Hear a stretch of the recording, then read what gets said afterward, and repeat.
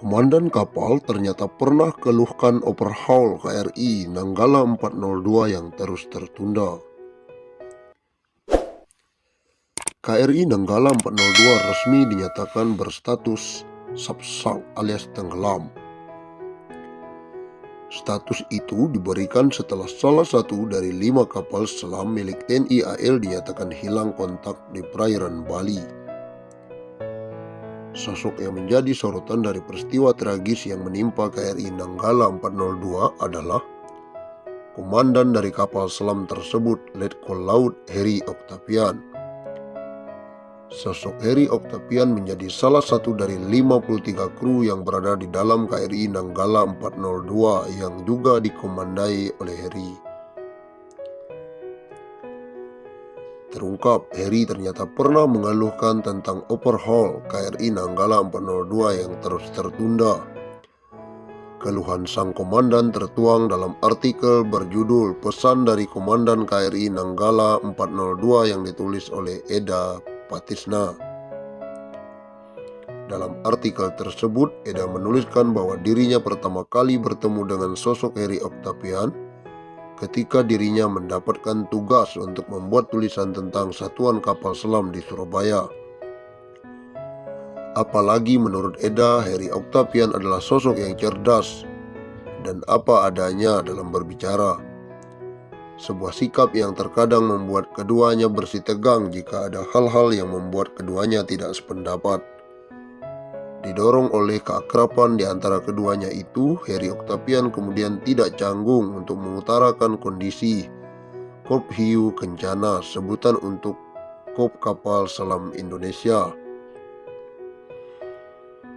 Bahkan salah satu yang paling menonjol dalam tulisan Eda adalah bagaimana sebenarnya Heri Octavian sudah mengeluhkan tentang kondisi KRI Nanggala 402. Dalam artikel tersebut, Edna menyebutkan Heri sempat khawatir dengan rencana pembelian kapal selam bekas yang gosipnya pernah santer beredar. Kegelisahan Heri Octavian bukanlah tanpa alasan, sebab jebolan Rajatman School of International Students Singapura tersebut sadar akan kebutuhan Kop Hiu Kencana. Ia menceritakan betapa TNI AL khususnya Kop Hiu Kencana membutuhkan kapal selam yang mumpuni, artinya memiliki kemampuan bertempur. Heri pun sempat berkeluh kesah tentang kapal selam yang dibuat oleh PT PAL Indonesia, yang selama ini sering kehadirannya kerap dibangga-banggakan pejabat Indonesia. Sebab menurut Heri, seperti dituturkan oleh Edna, kapasitas dari KRI Alugoro, nama kapal selam buatan PT PAL, tidaklah memuaskan. Sempat juga ia berkisah tentang perwira yang justru dipersulit atasannya karena melaporkan buruknya kapal selam buatan PT PAL. Sama media, gua berharap beritakan yang sebenar-benarnya. Untuk itu, ia berharap para pembuat keputusan benar-benar memikirkan TNI dan prajuritnya, bukan hanya asal bapak senang demi pangkat dan kursi yang enak atau keuntungan material.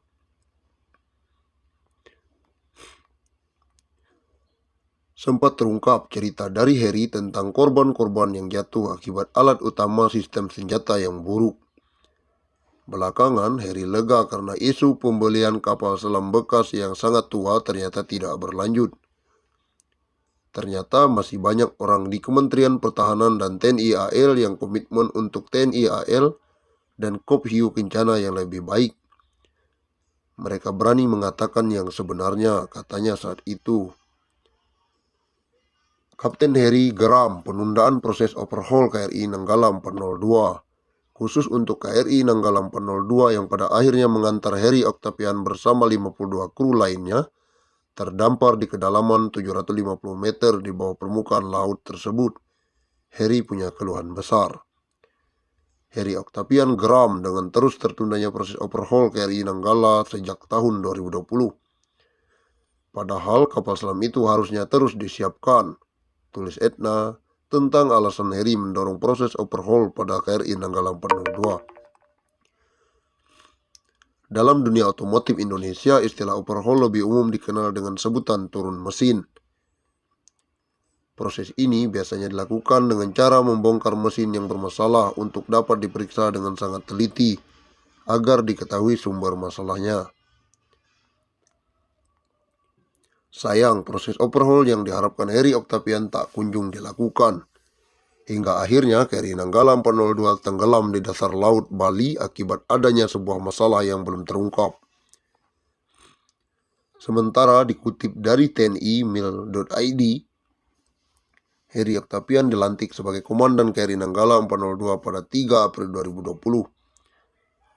Dalam pelantikannya, dan Pusdiksus menyampaikan ucapan terima kasih dan penghargaan setinggi-tingginya atas kerja keras, sumbangan pikiran dan kreativitas keberhasilan Letkol Laut Heri Octavian selama memimpin Sakasel. Di mata sang ibu, Letkol Heri dikenal sebagai anak yang penyabar. Murhaleni, 73 tahun, ibunda Letnan Kolonel Heri Octavian mengatakan ia terakhir bertemu putranya tahun 2020 lalu. Saat itu, dengan lulusan Akademi Militer 2004 itu baru dilantik sebagai Komandan Kapal Selam KRI Nanggala 402. Sempat diajak masuk ke dalam kapal selam, kata Muhaleni. Istri Purnawirawan Polri ini mengatakan Heri termasuk anak yang penyabar dan peduli terhadap keluarga. Kalau ada apa-apa, dia pasti kontak keluarga di Lampung. Seperti pas dilantik, dia mengajak kami sampai diajak masuk ke dalam kapal. Sebanyak 53 awak kapal selam KRI Nanggala 402 telah gugur. Hal tersebut dikatakan Panglima TNI Marsikal Hadi Cahyanto. Guna tanda penghormatan atau penghargaan kepada seluruh awak kapal selam KRI Nanggala 402, akan diberikan kenaikan pangkat yang akan segera diajukan kepada Presiden Joko Widodo.